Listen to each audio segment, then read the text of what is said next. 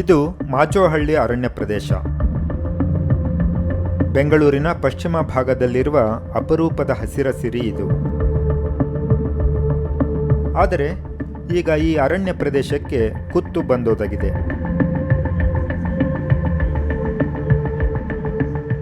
ಅಂದಿನ ಮೈಸೂರು ಮಹಾರಾಜರು ಈ ಮಾಚೋಹಳ್ಳಿ ಅರಣ್ಯ ಪ್ರದೇಶವನ್ನು ಮೀಸಲು ಅರಣ್ಯ ಪ್ರದೇಶ ಅಂತೇಳಿ ಘೋಷಣೆ ಮಾಡಿದ್ರು. ಆ ಒಂದು ಅರಣ್ಯ ಪ್ರದೇಶಕ್ಕೆ ಇವತ್ತು ನಾನು ಭೇಟಿ ಕೊಟ್ಟಿದ್ದೀನಿ. ನಾನು ಚಂದ್ರಹಾಸ್ ಹಿರೇಮಳಲಿ. ಈ ಮೀಸಲು ಅರಣ್ಯ ಪ್ರದೇಶ ಇವತ್ತು ಸಾಕಷ್ಟು ವಿವಾದಕ್ಕೆ ಒಳಗಾಗಿದೆ.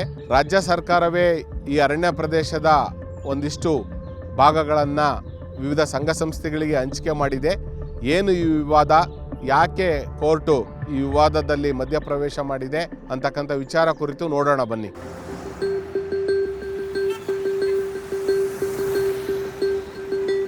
ಈ ಅರಣ್ಯ ಪ್ರದೇಶದ ಒಂದು ಕಡೆ ಮಾಗಡಿ ರಸ್ತೆ ಇದ್ದರೆ ಮತ್ತೊಂದು ಕಡೆ ಸುಮಾರು 1 ಕಿಲೋಮೀಟರ್ ದೂರದಲ್ಲಿ ನೈಸ್ ರಸ್ತೆ ಚಾಚಿಕೊಂಡಿದೆ. ಸ್ವಾಭಾವಿಕ ಅರಣ್ಯದಂತಿರದೆ ಒಂದು ತೋಟದಂತೆ ಕಾಣುತ್ತಿದೆ ಈ ಪ್ರದೇಶ. ಆದರಿದು 2012ರ ಚಿತ್ರ. ಆಗ ಈ ಜಾಗ ಬಯಲು ಪ್ರದೇಶದಂತಿದ್ದು ಈಗಿನಕ್ಕಿಂತ ಹೆಚ್ಚು ಕಂದು ಬಣ್ಣ ಹೊಂದಿತ್ತು.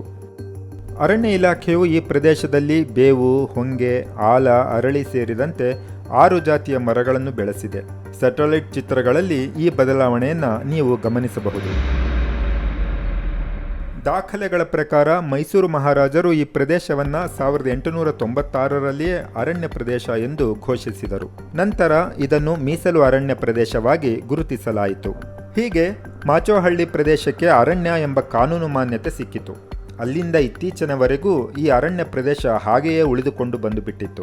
ಆದರೆ 2017ರಲ್ಲಿ ರಾಜ್ಯದಲ್ಲಿದ್ದ ಸಿದ್ದರಾಮಯ್ಯ ನೇತೃತ್ವದ ಕಾಂಗ್ರೆಸ್ ಸರ್ಕಾರ ಮಾಚೋಹಳ್ಳಿಯ ಸರ್ವೆ ನಂಬರ್ 81ರಲ್ಲಿನ 96.5 ಎಕರೆ ಪೈಕಿ 78 ಎಕರೆ ಪ್ರದೇಶವನ್ನು ವಿವಿಧ ಸಂಘ ಸಂಸ್ಥೆಗಳಿಗೆ ಪ್ರತಿ ಎಕರೆಗೆ ಕೇವಲ 1 ಲಕ್ಷ ರೂಪಾಯಿಯಂತೆ 30 ವರ್ಷ ಲೀಸ್ಗೆ ನೀಡಿತು. ಇಲ್ಲಿಂದ ಕೇವಲ 10 ಕಿಲೋಮೀಟರ್ ದೂರದಲ್ಲಿರುವ ಭೂಮಿಗೆ ಚಿನ್ನದ ಬೆಲೆ ಇದೆ. ಇಲ್ಲಿನ ಕೃಷಿ ಭೂಮಿಯೇ ಎಕರೆಗೆ 5 ಕೋಟಿ ರೂಪಾಯಿಯಿಂದ 15 ಕೋಟಿ ರೂಪಾಯಿ ದರಕ್ಕೆ ಮಾರಾಟವಾಗುತ್ತಿದೆ. ಮಾಗಡಿ ರಸ್ತೆಗೆ ನೇರವಾಗಿ ಹೊಂದಿಕೊಂಡಿರುವ ಅರಣ್ಯ ಭೂಮಿ ಸುತ್ತಲ ವಸತಿ ನಿವೇಶನಗಳಿಗೆ ಸಾಕಷ್ಟು ಬೇಡಿಕೆ ಇದೆ. ಚದರ ಅಡಿಗೆ 8,000 ರೂಪಾಯಿಯಿಂದ 13,000 ರೂಪಾಯಿವರೆಗೆ ಮಾರಾಟವಾಗುತ್ತಿದೆ. ಹೀಗಾಗಿ ಈ ಅರಣ್ಯ ಭೂಮಿಯ ಮೌಲ್ಯ 2,500 ಕೋಟಿ ರೂಪಾಯಿಗಳಿಗಿಂತ ಹೆಚ್ಚು ಎಂದು ಅಂದಾಜಿಸಲಾಗಿದೆ. ಆದರೆ ಅತಿ ಕಡಿಮೆ ಬೆಲೆಗೆ ಗುತ್ತಿಗೆ ಪಡೆದಿರುವ ಪ್ರಮುಖ ಜಾತಿ ಆಧಾರಿತ ಸಂಘಟನೆಗಳೆಂದರೆ ಕರ್ನಾಟಕ ರಾಜ್ಯ ಹಿಂದುಳಿದ ಜಾತಿಗಳ ಒಕ್ಕೂಟ, ಕುರುಬರ ಸಂಘ, ಕಾಗಿನೆಲೆ ಮಹಾಸಂಸ್ಥಾನ, ಕನಕ ಗುರುಪೀಠ, ವೀರಶೈವ ಮಹಾಸಭಾ, ಒಕ್ಕಲಿಗರ ಸಂಘ, ಆರ್ಯ ಈಡಿಗರ ಸಂಘ, ಉಪ್ಪಾರ ಸಂಘ, ವಿವಿಧ ದಲಿತ ಸಂಘಟನೆಗಳು ಹಾಗೂ 5 ಸರ್ಕಾರಿ ಸಂಸ್ಥೆಗಳು.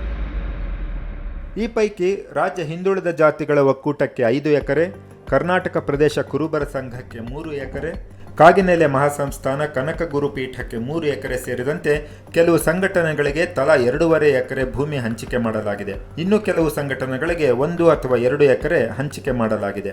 ಈ ಸಂಘಟನೆಗಳಿಗೆ ಒಟ್ಟಾರೆ 58.5 ಎಕರೆ ಜಮೀನು ಹಂಚಲಾಗಿದ್ದರೆ ಸಾರ್ವಜನಿಕ ಉದ್ದೇಶಕ್ಕೆ ಹಂಚಿಕೆಯಾಗಿರುವುದು 19.5 ಎಕರೆ ಜಾಗ. ಆದರೆ ಈ ಕುರಿತ ವಿವರ ಲಭ್ಯವಾಗಿಲ್ಲ. ಜಮೀನು ಲೀಸ್ಗೆ ಪಡೆದಿರುವ ಕೆಲವು ಸಂಘಟನೆಗಳು ಈ ಸ್ಥಳದಲ್ಲಿ ವಿದ್ಯಾರ್ಥಿಗಳಿಗೆ ಹಾಸ್ಟೆಲ್ ಸೇರಿದಂತೆ ಸಾಂಸ್ಕೃತಿಕ ಮತ್ತು ಶೈಕ್ಷಣಿಕ ಸಂಸ್ಥೆಗಳನ್ನು ನಿರ್ಮಿಸಲು ಉದ್ದೇಶಿಸಿವೆ. 2018ರ ವಿಧಾನಸಭೆ ಚುನಾವಣೆಗೆ ಕೆಲವೇ ದಿನಗಳ ಮುನ್ನ ಅಂದರೆ 2017ರ ಡಿಸೆಂಬರ್ನಲ್ಲಿ ರಾಜ್ಯ ಸರ್ಕಾರ ಈ ನಿರ್ಧಾರ ಕೈಗೊಂಡಿತ್ತು.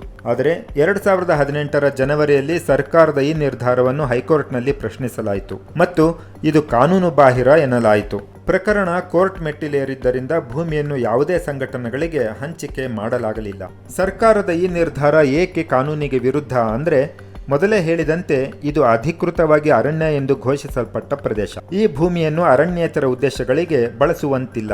ಅರಣ್ಯ ಸಂರಕ್ಷಣಾ ಕಾಯ್ದೆ ಪ್ರಕಾರ ರಾಜ್ಯವು ಕೇಂದ್ರ ಸರ್ಕಾರದ ಪೂರ್ವಾನುಮತಿ ಪಡೆದಿದ್ದರೆ ಮಾತ್ರ ಈ ವಿಷಯದಲ್ಲಿ ಮುಂದುವರಿಯಬಹುದಾಗಿರುತ್ತದೆ. 2019ರ ಸೆಪ್ಟೆಂಬರ್ನಲ್ಲಿ BS ಯಡಿಯೂರಪ್ಪ ನೇತೃತ್ವದ ಬಿಜೆಪಿ ಸರ್ಕಾರ ಅಧಿಕಾರಕ್ಕೆ ಬಂದ ನಂತರ ಈ ವಿಷಯ ಮತ್ತೆ ಮುನ್ನೆಲೆಗೆ ಬಂದಿತು. ನ್ಯಾಯಾಲಯಕ್ಕೆ ಲಿಖಿತ ಅಫಿಡವಿಟ್ ಸಲ್ಲಿಸಿದ ಸರ್ಕಾರ ಸರ್ವೆ ಸಂಖ್ಯೆ 81ರಲ್ಲಿರುವ ಪ್ರದೇಶ ಅರಣ್ಯವಾಗಿಯೇ ಉಳಿದುಕೊಂಡಿದೆ, ಉಳಿದ 46 ಎಕರೆ ಪ್ರದೇಶ ಒತ್ತುವರಿಯಾಗಿದೆ ಎಂದು ಹೇಳಿತು. 2023ರಲ್ಲಿ ಮತ್ತೆ ಅಧಿಕಾರಕ್ಕೆ ಬಂದ ಕಾಂಗ್ರೆಸ್ ಸರ್ಕಾರ ತಾನು ಹಿಂದೆ ಗುತ್ತಿಗೆ ನೀಡಿದ್ದ ಆದೇಶವನ್ನು ರದ್ದುಪಡಿಸುವ ಕುರಿತು ಹೈಕೋರ್ಟ್ಗೆ ಖಚಿತ ಮಾಹಿತಿ ನೀಡಿಲ್ಲ. ಹೈಕೋರ್ಟ್ ಪ್ರಶ್ನೆಗಳಿಗೆ ಉತ್ತರಿಸದೆ ಮೌನ ಕಾಯ್ದುಕೊಂಡಿದೆ. ಜೊತೆಗೆ ಸಮುದಾಯಗಳಿಗೆ ತಾನೇ ಹಂಚಿಕೆ ಮಾಡಿರುವ ಭೂಮಿಯನ್ನು ವಾಪಸ್ ಪಡೆದರೆ ಮುಜುಗರ, ಟೀಕೆಗೆ ಗುರಿಯಾಗಬೇಕಾಗುತ್ತದೆ ಎಂಬ ಕಾರಣಕ್ಕೆ ಸರ್ಕಾರ ಈ ವಿಷಯದಲ್ಲಿ ಹಿಂದೇಟು ಹಾಕುತ್ತಿದೆ. ಈ ಭೂಮಿಯನ್ನು ವಾಪಸ್ ಪಡೆಯುವ ವಿಷಯ ಸಚಿವ ಸಂಪುಟ ಮುಂದೆ ಕನಿಷ್ಠ 2 ಬಾರಿ ಬಂದಿದ್ದು 2 ಬಾರಿಯೂ ಮುಂದೂಡಿಕೆಯಾಗಿದೆ. ನೋಡಿ, ಹಿಂದೆ ನಮ್ಮದೇ ಸರ್ಕಾರ ಇತ್ತು. ನಮ್ಮದೇ ಸರ್ಕಾರ ಇದ್ದಂಥ ಸಂದರ್ಭದಲ್ಲಿ ಇವತ್ತಿದು ಅರಣ್ಯ ಪ್ರದೇಶ ಇದೆ ಅನ್ನುವಂಥ ಮಾಹಿತಿ ಸಚಿವ ಸಂಪುಟಕ್ಕೆ ಇರಲಿಲ್ಲ. ಆ ಸಂದರ್ಭದಲ್ಲಿ ಸಚಿವ ಸಂಪುಟದಲ್ಲಿ ಇವತ್ತು ಈ ಭೂಮಿಯನ್ನು ವಿವಿಧ ಸಂಘ ಸಂಸ್ಥೆಗಳಿಗೆ ಅದರ ಅಭಿವೃದ್ಧಿಗಾಗಿ ಕೊಡಬೇಕು ಅನ್ನುವಂಥ ಒಂದು ಸಚಿವ ಸಂಪುಟದ ತೀರ್ಮಾನ ಆಯಿತು. ಆ ತೀರ್ಮಾನ ಆದ ನಂತರ ಇದು ಒಬ್ಬ ನಿವೃತ್ತ ಅರಣ್ಯ ಇಲಾಖೆ ಅಧಿಕಾರಿಯವರು ಹೈಕೋರ್ಟಲ್ಲಿ ಒಂದು PIL ಅನ್ನು ಹಾಕಿದ್ದಾರೆ. ಅದಾದಮೇಲೆ ಈ ವಿಷಯ ಇವತ್ತು ಉಚ್ಚ ನ್ಯಾಯಾಲಯದಲ್ಲಿ ನಡೀತಾ ಇದೆ. ಮೊನ್ನೆ ಸಚಿವ ಸಂಪುಟದಲ್ಲೂ ಇದು 2 ಸಲ ಬಂದಿತ್ತು. ಈ ವಿಷಯ ಮುಂದೂಡಲಾಗಿದೆ. ಅರಣ್ಯ ಇಲಾಖೆ ವತಿಯಿಂದ ಈಗಾಗಲೇ ಭಾಳ ಸ್ಪಷ್ಟವಾಗಿ ನಾವು ಹೇಳಿದ್ದೇವೆ, ಇದು ಅಧಿಸೂಚಿತ ಅರಣ್ಯ ಪ್ರದೇಶ ಅನ್ನುವಂಥದ್ದು. ಮತ್ತು ಎಲ್ಲ ದಾಖಲೆಗಳನ್ನು ಸಚಿವ ಸಂಪುಟಕ್ಕೆ ಸನ್ಮಾನ್ಯ ಮುಖ್ಯಮಂತ್ರಿಗಳ ಗಮನಕ್ಕೆ ತರಲಾಗಿದೆ. ಮತ್ತು ವಿಷಯ ಉಚ್ಚ ನ್ಯಾಯಾಲಯದಲ್ಲಿ ಇದ್ದ ಕಾರಣ ಹೆಚ್ಚಿನ ಪ್ರತಿಕ್ರಿಯೆ ನಾನು ಕೊಡಲಿಕ್ಕೆ ಹೋಗಲಾರೆ. ಇದು ಸರ್ಕಾರ ಒಂದು ತೀರ್ಮಾನವನ್ನು ಮಾಡುತ್ತದೆ. ಬೆಂಗಳೂರಿನಲ್ಲಿ ಅರಣ್ಯ ಅಥವಾ ಹಸಿರು ಪ್ರದೇಶ ಕ್ಷೀಣಿಸುತ್ತಿರುವುದು ನಮಗೆಲ್ಲ ಗೊತ್ತೇ ಇದೆ. 2017ರಲ್ಲಿ ಭಾರತೀಯ ವಿಜ್ಞಾನ ಸಂಸ್ಥೆ ಅಂದರೆ IISc ನಡೆಸಿದ ಅಧ್ಯಯನದ ಪ್ರಕಾರ 1990ರ ದಶಕದಲ್ಲಿ ಬೆಂಗಳೂರು ದಿಢೀರ್ ನಗರೀಕರಣಕ್ಕೆ ಹೊರಳಿತು. ಈ ಮ್ಯಾಪ್ನಲ್ಲಿ ಕೆಂಪು ಬಣ್ಣದಲ್ಲಿ ಇರುವುದು 1992ರಲ್ಲಿ ಕಟ್ಟಡಗಳು ನಿರ್ಮಾಣವಾಗಿದ್ದ ಪ್ರದೇಶ. ಆಗ ನಗರದಲ್ಲಿ 27% ಪ್ರದೇಶದಲ್ಲಿ ಮಾತ್ರ ಕಟ್ಟಡಗಳಿದ್ದವು. 2019ರ ವೇಳೆಗೆ ಇದು 81.04ಕ್ಕೆ ಏರಿದ್ದು ಹಸಿರು ಪ್ರದೇಶಗಳು ಕ್ರಮೇಣ ಉಸಿರು ಕಳೆದುಕೊಳ್ಳುತ್ತಿರುವುದರ ದ್ಯೋತಕವಾಗಿದೆ. ಮತ್ತೊಂದು ಅಧ್ಯಯನದ ಪ್ರಕಾರ 2021ರಲ್ಲಿ ನಗರದಲ್ಲಿರುವ ಹಸಿರು ಪ್ರದೇಶದ ಪ್ರಮಾಣ 19.8 ಮಾತ್ರ.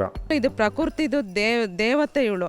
ಈ ದೇವಿನ ನಾವು ಉಳಿಸ್ಕೋಬೇಕಂತಂದರೆ ನಾವೆಲ್ಲ ಹೋರಾಟ ಮಾಡಿ ಉಳಿಸ್ಕೋಬೇಕು. ಉಸಿರು ಎಷ್ಟು ಇಂಪಾರ್ಟೆಂಟ್ ಅಂತಂದರೆ ಈಗಿನ ಜನ್ರೇಷನಲ್ಲಿ ಆಕ್ಸಿಜನ್ ಎಷ್ಟು ಇಂಪಾರ್ಟೆಂಟ್ ಅಂತಂದರೆ ಕೊರೋನಾದಲ್ಲೇ ಗೊತ್ತಿದೆ.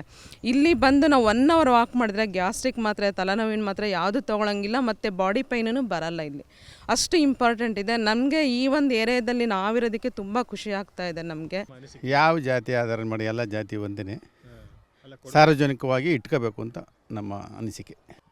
ಏನಂದರೆ ವಾಕ್ ಮಾಡೋಕ್ಕೆ ಇದು ಪ್ಲೇಸ್ ಚೆನ್ನಾಗಿದೆ, ವೆದರ್ ಚೆನ್ನಾಗಿದೆ. ಸೊ ಕಮರ್ಷಿಯಲ್ ಅದು ಇದು ಮಾಡ್ಕೊಂಡ್ರೆ ಸ್ವಲ್ಪ ಕಷ್ಟ ಅಲ್ವಾ. ಇಲ್ಲಿ ಬೆಳಿಗ್ಗೆ ಸಾಯಂಕಾಲ ವಾಕ್ ಮಾಡ್ತಾ ಇದ್ದೀವಿ. ಇದು ನಿಸರ್ಗ ಅಂತ ಒಂಥರ ಅರಣ್ಯ ಚೆನ್ನಾಗಿದೆ ಸರ್. ಇದನ್ನು ಮಕ್ಳುಗಳು ಕೂಡ ಅರಣ್ಯ ಯಾವ ರೀತಿ ಇದೆ ಅಂತ ತೋರಿಸ್ಬೇಕಾಗಿದ್ದು ಪರಿಸ್ಥಿತಿ ಇದೆ. ಆದ್ದರಿಂದ ಇದನ್ನು ಯಾರಿಗೂ ಹಂಚಿಕೆ ಮಾಡಬಾರ್ದು. ಇದು ಹಂಚಿಕೆ ಮಾಡಿದ್ರೆ ಹೋರಾಟ ಮಾಡ್ತೀವಿ, ಉಗ್ರವಾದ ಹೋರಾಟ. ಈ ಸುತ್ತಮುತ್ತ ನಗರ ಹಳ್ಳಿ ಎಲ್ಲಿದೆ ಅವರೆಲ್ಲ ಸೇರ್ಕೊಂಡು ಹೋರಾಟ ಮಾಡ್ತೀವಿ ಸರ್.